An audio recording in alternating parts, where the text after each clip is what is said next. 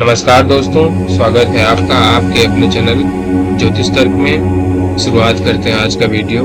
आज की वीडियो में हम बात करेंगे इंसान की जन्म कुंडली में धन योग कैसे देखा जाता है। आपने कभी सोचा है कि कुछ लोग जो जन्म से ही अमीर होते हैं उनकी कुंडली कैसी होती है, जो अपने मेहनत से धन हासिल करते हैं उनकी कुंडली कैसी होती है, और जिनकी कुंडली में तो धन होता है बट उनका धन उनके पास आता नहीं है, उनकी कुंडली कैसी होती है, एक्टिवेट नहीं होता धन योग। ठीक है, तो ये सारी चीजें आज की वीडियो में देखेंगे कि कुछ लोगों की कुंडली में शुरुआत से ही धन रहता है, कुछ लोगों की कुंडली में तो धन है बट वो रियलिटी में धन नहीं आ रहा है, और कुछ लोगों के चार्ट में ऐसा है कि मेहनत करने के बाद धन आता है। ठीक है, तो ये सारी चीजें आज के वीडियो में हम सारी चीजें बारीकी से देखेंगे। ठीक है, तो चलिए शुरू करते हैं आज का वीडियो। सबसे पहले बात करते हैं कि धन योग होता क्या है। ठीक है, तो बात करें तो जो दूसरा भाव होता है हमारा सेकंड हाउस,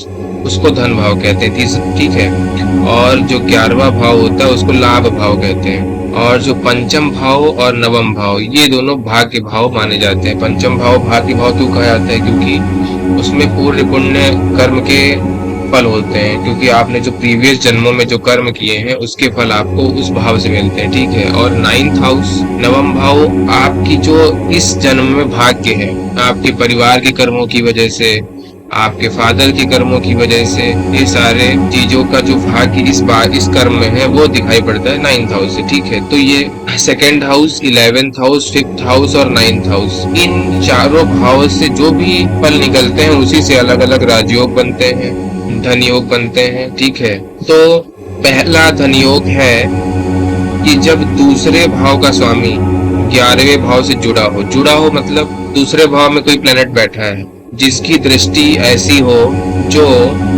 11वें भाव में पड़ रही हो। ठीक है, तो वो राजयोग पे प्लेनेट एक्टिवेट कर सकता है। मान लो राहु बैठा है, लेकिन राहु दृष्टि वहां नहीं डालेगा, राहु नहीं डालेगा, वो डालेगा शनि दृष्टि डाल सकता है। शनि लेट सपोज दूसरे भाव में बैठा है। ठीक है, तो दूसरे भाव में शनि बैठा है तो शनि की 10वीं दृष्टि पड़ेगी 11वें भाव पे। 11वें भाव पे शनि की 10वीं दृष्टि पड़ेगी, तो जब भी शनि एक्टिवेट होगा आपके चार्ट में, आपकी जन्म कुंडली में, आपके लाइफ में जब भी शनि एक्टिवेट होगा तो वो आपके धन योग को एक्टिवेट कर देगा, क्योंकि वो सेकंड हाउस से 11वें भाव पे दृष्टि डाल रहा है। ठीक है, एक तो ये जुड़ाव हो गया। दूसरा जुड़ाव ये भी हो सकता है कि दूसरे भाव का स्वामी 11वें भाव में चला जाए।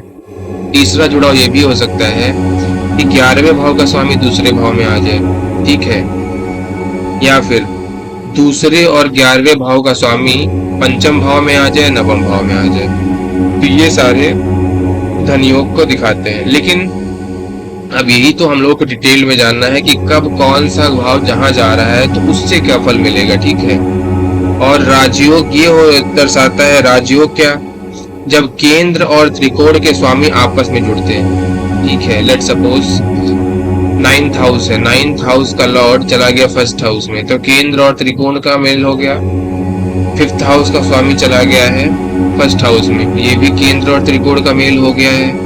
5th हाउस का स्वामी चला गया है 7th हाउस में, और अगर वो शुभ ग्रह है तो ऑब्वियसली आपका राजयोग धन योग कुछ ना कुछ वो एक्टिवेट ऑब्वियसली करेंगे। ठीक है, 11वें भाव को उपचय भाव भी कहा जाता है, बट फिर भी इसे लाभ भाव माना गया है। और एक धन योग बेस्ट योग माना जाता है गज केसरी योग को, जब चंद्रमा और गुरु का मिलाप एक ही जगह पे जब बैठे होते हैं एक ही भाव में, तब वो ये भाव बनता है। ठीक है, और गज केसरी योग से इंसान को एक तो उसका ज्ञान का स्तर बहुत अच्छा होता है। ठीक है, यश प्राप्त करता है और अपार धन प्राप्त करता है। ठीक है, एक गजकेसरी योग हो गया। गजकेसरी योग मतलब चंद्रमा और गुरु एक साथ। दूसरा है लक्ष्मी योग। लक्ष्मी योग तब बनता है जब लग्न का स्वामी और धन भाव का स्वामी जो है, मतलब 1st हाउस और 2nd हाउस दोनों के लॉर्ड एक ही तो हो नहीं सकते हैं। ठीक है, एक हो सकते हैं, ऐसा नहीं है, क्योंकि अगर शनि है तो क्योंकि शनि 10वीं 11वीं राशि को रूल करता है तो ये हो सकता है। अगर इंसान की मकर लग्न है तो लग्न एस मकर वाला और उसका अगला कुंभ, और उन दोनों का स्वामी अगर लेट सपोज 11वें भाव में जाके बैठ जाए, वो एक लक्ष्मी योग का संकेतक है। लक्ष्मी योग का संकेतक है 11वें भाव में शनि बैठ जाए, शनि एक्सॉल्टेड होके 9th हाउस में बैठ जाए, एक्सॉल्टेड होके 5th हाउस में बैठ जाए, तो ये धन योग का संकेत दिला देगा। फिर ठीक है, आगे बढ़ते हैं। धनाधिपति एक योग माना जाता है जब दूसरे और 11वें भाव का स्वामी ऐसा हो कि दूसरे भाव का स्वामी और 11वें भाव का स्वामी एक दूसरे के उसमें आ जाए, मतलब दूसरे भाव का स्वामी 11वें भाव में बैठ जाए और 11वें भाव का स्वामी दूसरे भाव में बैठ जाए, तब ये योग बनता है। ठीक है, और ऐसा व्यक्ति अपने दम पर बिजनेस खड़ा कर सकता है। ऐसा माना जाता है कि ऐसा व्यक्ति अपने दम पर बिजनेस खड़ा कर सकता है, गरीबी से अमीरी की ओर बढ़ सकता है। अगर इंसान गरीब भी पैदा हुआ है तो वो अमीरी की तरफ बढ़ सकता है। ठीक है, लेकिन एक चीज और होनी चाहिए इस केस में कि जो दूसरे भाव का स्वामी हो वो अशुभ ना हो और 11वें भाव का स्वामी हो वो अशुभ जगह पे ना बैठा हो। ठीक है, ये सारी चीजें देखनी पड़ेंगी। बेसिकली अब देख लेते हैं कौन कौन से ग्रह हम लोगों को धन देते हैं एग्जैक्टली। ठीक है, धन का मुख्य कारक माना गया है बृहस्पति को गुरुदेव को धन का मुख्य कारक माना गया। ठीक है, और शुक्र है धन देने वाला, और शनि भी धन देता है और सूर्य धन देता है। ठीक है, अब ये चारों प्लेनेट हैं जो इंसान को धन प्राप्ति कराते हैं। ठीक है, एक और योग है धन का जो है विपरीत राजयोग, इसको मैं भूल रहा था। विपरीत राजयोग, विपरीत राजयोग का मतलब है कि 6th 8th या 12th हाउस का स्वामी 6th 8th या 12th हाउस में चला जाए, मतलब 6th हाउस का स्वामी 8th हाउस में या 12th हाउस में चला जाए, 12th हाउस का स्वामी 6th हाउस या 8th हाउस में चला जाए, 8th हाउस का स्वामी 6th हाउस या 12th हाउस में चला जाए। बस इन दोनों का स्वामी दुश्मन राशि में ना बैठा हो। जो 6th का स्वामी 8th हाउस में जा रहा है वो इनेमी साइन में ना हो, फ्रेंड हाउस में है चलेगा, एग्जॉल्टेड है तब भी चलेगा, बस दुश्मन में ना हो और नीच का ना हो। ये विपरीत राजयोग एक्टिवेट करेगा। विपरीत राजयोग का साधारण मतलब होता है कि इंसान स्ट्रगल से उठकर अमीर बनेगा और सफलता प्राप्त करेगा। ठीक है, बहुत बिजनेस टाइकून ऐसे हैं जिसका ये मैंने देखा एग्जैक्टली मैच करता है। 6th लॉर्ड का स्वामी 8th हाउस में चला गया है और 8th लॉर्ड 8th हाउस में चला गया है। मैंने देखा है कि एलॉन मस्क के चार्ट में भी जो 6th हाउस है उसका स्वामी 8वें भाव में मंगल और राहु बैठा है। तो एक टाइम पर उस मंगल और राहु का ऐसा प्रभाव था कि उनको बिल्कुल गरीबी की उसने पहुंचा दिया था एंड टाइम पे, लेकिन उसके बाद जो निखारा है तो वो दुनिया के सबसे अमीर इंसान बन गए। तो ये विपरीत राजयोग का यही कमाल है। ठीक है, विपरीत राजयोग, गजकेसरी योग, और एक और योग माना जाता है दशमेश और लग्नेश का योग। दशमेश और लग्नेश का योग जो होता है वो भी इंसान को गरीबी से अमीरी तक का सफर तय कराता है। इंसान अपने बल पर, अपने बलबूते पर खड़ा होता है और एक अच्छा मुकाम हासिल करता है। ठीक है, अपने कर्म से अपनी जिंदगी लिखता है, ऐसा मानिए।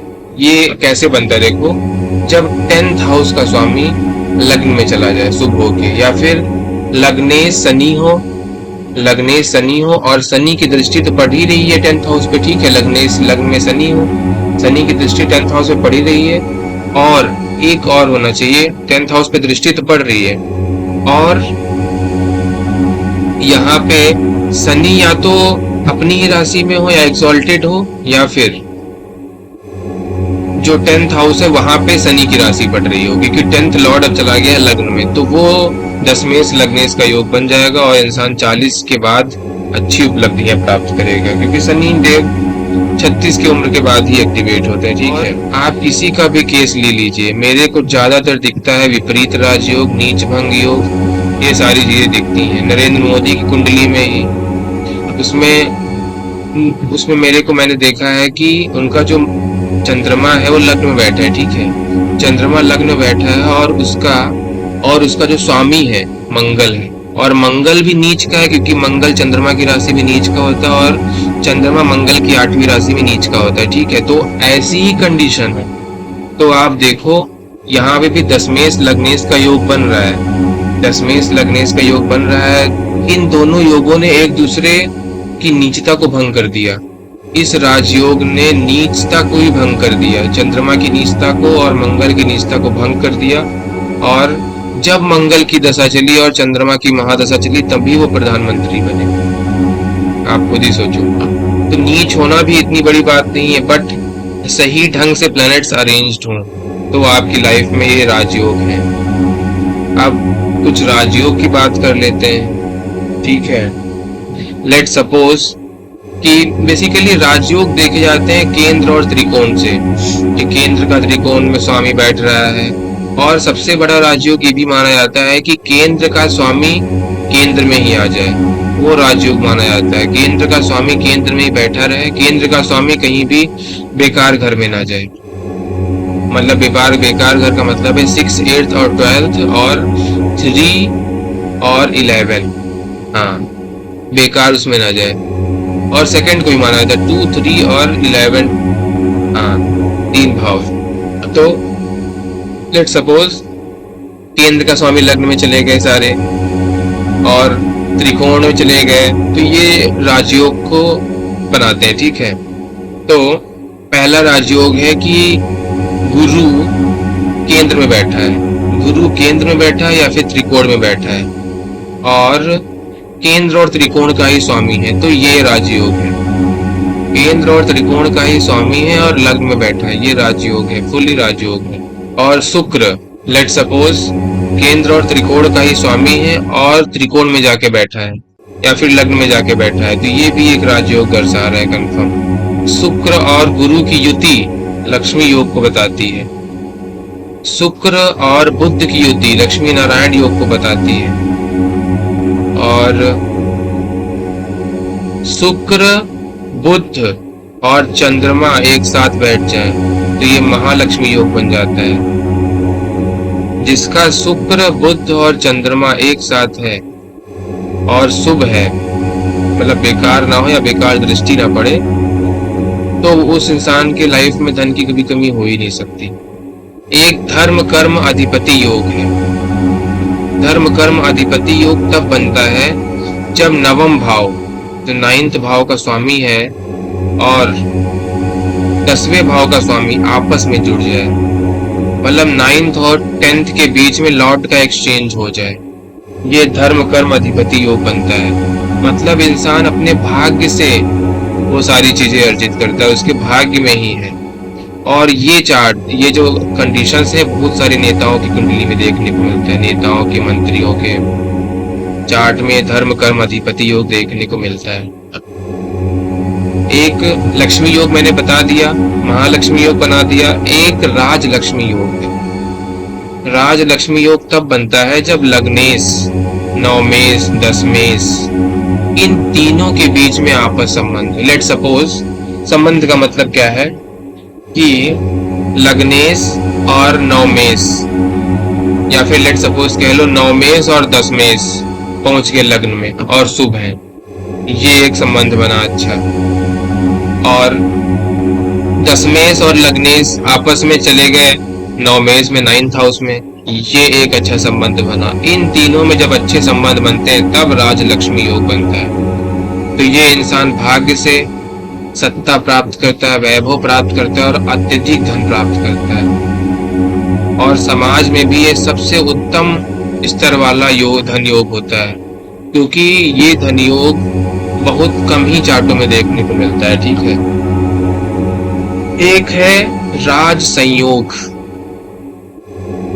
ठीक है। राज संयोग का मतलब है जब इंसान का राजयोग और लक्ष्मी योग दोनों एक साथ एक्टिवेट हो रहे हो। क्योंकि इंसान के चार्ट में धन योग तो है बेफिक्र, ठीक है, धन योग है, लेकिन वो एक्टिवेट कब होगा ये देखना जरूरी है। आप उसको कैसे एक्टिवेट कर सकते हैं ये देखना जरूरी है। कभी कभी लोगों के चार्ट में धन योग होता है और वो एक्टिवेट ही नहीं होता उनके पूरी लाइफ में, ठीक है, तो उसको एक्टिवेट करना भी जरूरी है। तो राज संयोग योग तब बनता है जब इंसान का राजयोग और लक्ष्मी योग दोनों at the same time activate हो। तब जातक न केवल अमीर बनता है बल्कि अपना हिस्ट्री में नाम लगा देता है, मतलब उसका नाम हिस्ट्री में दर्ज हो जाता है। ऐसी कंडीशंस बनती है जब राज संयोग योग बनता है। ये बड़े बड़े बिजनेसमैन, जो भी फिल्म स्टार बिल्कुल अचानक फील्ड में आए और अपना नाम कमा लिया, उनके में होंगे ये सारे योग। एक होता है राज सुख योग। राज सुख योग तब बनता है जब चौथे भाव का स्वामी और 10वें भाव का स्वामी आपस में जुड़ जाए। तो इंसान के पास भूमि, घर, गाड़ी, सब सुख सुविधाएं हो।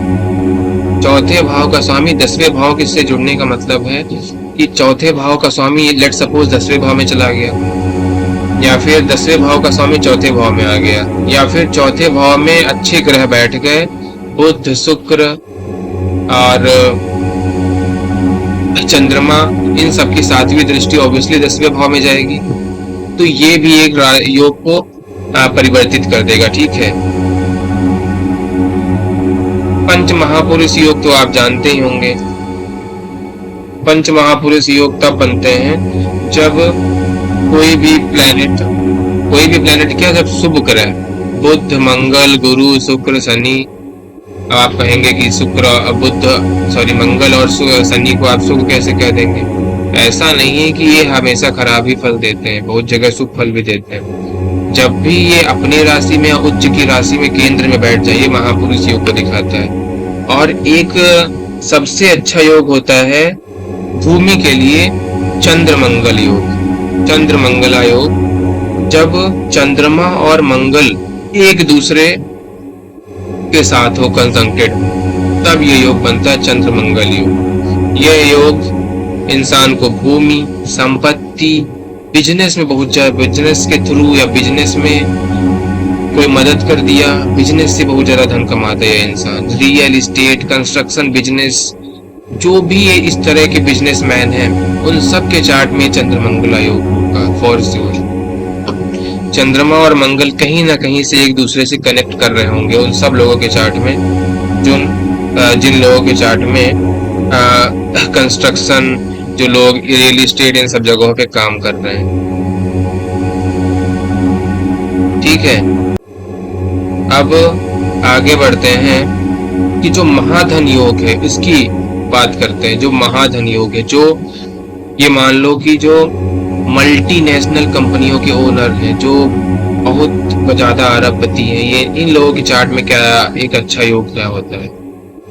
जब दूसरे भाव का स्वामी, 11वें भाव का स्वामी, वो मैंने बताया था दूसरे भाव का स्वामी और दूसरे भाव का 9वें और 10वें भाव का नहीं, अब मैं बता रहा हूँ दूसरे भाव का स्वामी, 11वें भाव का स्वामी और 9वें भाव का स्वामी आपस में एक शक्तिशाली संबंध बनाए, तब ये योग बनता है महाधन योग। आप लोग चेक करिएगा आपके चार्ट में है कि नहीं, कि महाधन योग का योग है कि नहीं आपके चार्ट में। लेट सपोज दूसरे भाव का स्वामी, 11वें भाव का स्वामी, 9वें भाव का स्वामी आपस में कंजंक्ट होके केंद्र में बैठ गए, संबंध बन गया, केंद्र या त्रिकोण में चले गए, या फिर ये हो गया दूसरे ही भाव में चले गए, तब तो फिर धन योग भी एक्टिवेट हुआ, महाधन योग, सब ज्यादा अच्छी चीजें एक्टिवेट होगी। लेट सपोज केंद्र में भी चले गए, तब भी कोई दिक्कत नहीं, तब भी वही सारी चीजें होंगी। ठीक है, बस किसी की अशुभ दृष्टि ना पड़े, राहु या शनि की, ये तो खासकर।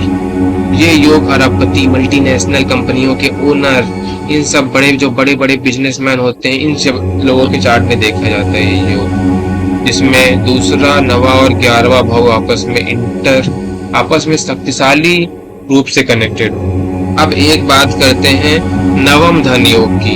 ये भी एक योग अच्छा माना जाता है। नवम धन योग से होता है कि जिसकी लॉटरी लगने वाली है, जो एक स्टार्टअप खड़ा करके पैसा कमाता है और अचानक से अमीर बन जाता है, अरबपति बन जाता है। ठीक है, और या फिर कह लो कि जो स्टार्टअप से वो कमा रहा है, उस स्टार्टअप मतलब वो जो स्टार्टअप है वो महंगे पैसे में बिक जाए, तो ये योग नवम धन योग से बनता है। जब नवम भाव और धन भाव और ये दूसरे, इन दोनों का स्वामी, नवम भाव और धन भाव का स्वामी आपस में जाके 11वें भाव में बैठ जाए, ये एक योग बनता है नवम धन योग। ठीक है, एक वसुमती योग होता है। वसुमती योग का मतलब है कि जब चंद्रमा तीसरे, छठे या 10वें भाव में शुभ स्थिति में बैठा हो, ये जातक जीवन भर सुख सुविधा और धन का आनंद लेता है, जिसके चार्ट में वसुमती योग। एक धन कुबेर योग बनता है जब दूसरे भाव का स्वामी 11वें भाव पे दृष्टि डाल रहा हो। ये एक कुबेर योग को भी दर्शाता है। 11वें भाव का स्वामी दूसरे भाव पे दृष्टि डाल रहा हो, ये एक कुबेर योग को अच्छा खासा दर्शाता है। ठीक है। एक होता है श्री योग।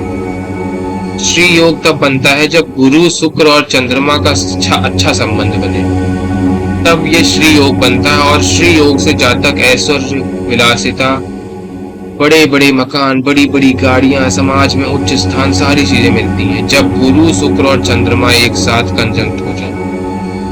मतलब गुरु शुक्र और चंद्रमा एक साथ बैठ जाए तब ये योग बनता है। देखो, हम लोगों ने ये तो बात कर लिया कि धनयोग होते क्या है। ठीक है।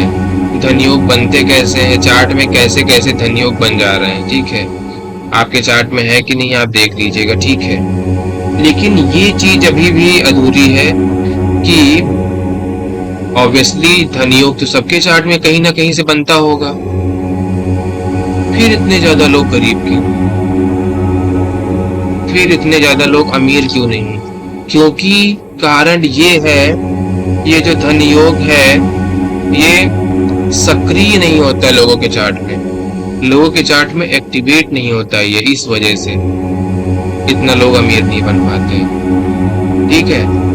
ये लोगों के चार्ट में एक्टिवेट नहीं हो पाता है, यही दिक्कत है। और अगर ये एक्टिवेट नहीं होंगे तो इन योग को होने से कोई फायदा नहीं। ठीक है। अब हम बात करेंगे कि ये धन और योग कब एक्टिवेट होते हैं। देखो, जिस प्लेनेट से धन या योग बन रहा है तो उस प्लेनेट की दशा, महादशा, अंतरदशा, जो भी महादशा या अंतरदशा उस प्लेनेट की चलेगी तब वो एक्टिवेट हो सकते हैं। और महादशा और अंतरदशा के साथ उस ग्रह का गोचर भी अच्छा होना चाहिए, तब ही वो एक्टिवेट होंगे। ठीक है। फिर दूसरी बात, जो ग्रह योग बना रहा है, ठीक है, वो नीच का नहीं होना चाहिए, अस्त नहीं होना चाहिए और पाप ग्रहों से दृष्ट नहीं होना चाहिए। ठीक है। और आप कर्म की कमी भी मत कीजिएगा, क्योंकि कर्म की कमी से भी कभी कभी योग एक्टिवेट नहीं होते हैं। क्योंकि शनि देव तो देखो अच्छा कर्म मांगते तभी वो एक्टिवेट होते हैं उनके योग। तो योग सारी चीजें हैं आपके चार्ट में, लेकिन अगर आप कर्म नहीं करेंगे तो कुछ नहीं होगा। ठीक है। अब हम कुछ मंत्रों के बारे में देखते हैं जिनके जप से वो योग जल्दी एक्टिवेट होते हैं। लेट सपोज आपका बृहस्पति से मंत्र बन रहा है। ठीक है। तो गुरु के लिए आप ओम बृहस्पतये नमः मंत्र का 11,000 तक जप कर लीजिए, आपका योग रिसेंटली जल्दी ही एक्टिवेट होने की कोशिश करेगा। शुक्र से बन रहा है ओम सम शुक्राय नमः, सूर्य से बन रहा है ओम घड़ी सूर्याय नमः, शनि से बन रहा है ओम शम शनिश्चराय नमः। तो इन सारे मंत्रों को जप कीजिए, या फिर रत्न धारण कीजिए। बृहस्पति के लिए पुखराज पहना जाता है, शुक्र के लिए हीरा पहना जाता है, सूर्य के लिए माणिक पहना जाता है और शनि के लिए नीलम पहना जाता है। इन सब रत्न पहनने से भी योग एक्टिवेट होते हैं। ठीक है। मान लो लेट सपोज आपके चार्ट में योग है, सारी चीजें हैं, ठीक है, लेकिन फिर भी वो एक्टिवेट नहीं हो रहे, तो आप इन रत्नों को धारण कर सकते हैं, ये योग एक्टिवेट होने में मदद करेंगे। ठीक है। अब दान दक्षिणा से भी योग एक्टिवेट होते हैं। शुक्र के लिए लेट सपोज आपने सफेद मिठाई का दान किया, आप दान किसको करना है? ऑब्वियसली जिसको नीड हो, जिसको जरूरत हो उसी को दान करेंगे। शुक्र के लिए आप सफेद वस्तुओं से रिलेटेड दान कीजिए, गुरु के लिए पीले रंग से रिलेटेड चीजों को दान कीजिए, शनि से रिलेटेड लोहे का दान कर दीजिए, मान लो तेल का दान कर दीजिए, सूर्य से रिलेटेड आप खाने पीने की चीजों का दान कर दीजिए, लाल चीजों से संबंधित दान कर दीजिए कुछ। ठीक है। तो इन सब चीजों को दान करने से भी कभी कभी योग एक्टिवेट होते हैं। और धर्म कर्म तो आपको करना ही पड़ेगा। ठीक है। तभी ये चीजें एक्टिवेट होती हैं। ओके। तो हम लोगों ने सारी चीजें देख लिया, मंत्र भी देख लिया, कैसे धन योग बनते हैं, ये सारी चीजें भी देख लिया। तो आज की वीडियो को यहीं पे समाप्त करते हैं। वीडियो देखने के लिए आपका धन्यवाद। और अगर आपके पास कोई सुझाव हो, सजेशन हो, जिस टॉपिक पे नेक्स्ट वीडियो आपको चाहिए, वो आप प्लीज कमेंट कीजिएगा, ठीक है। ओके, बाय बाय एवरीवन, जय सिया राम, नमस्कार।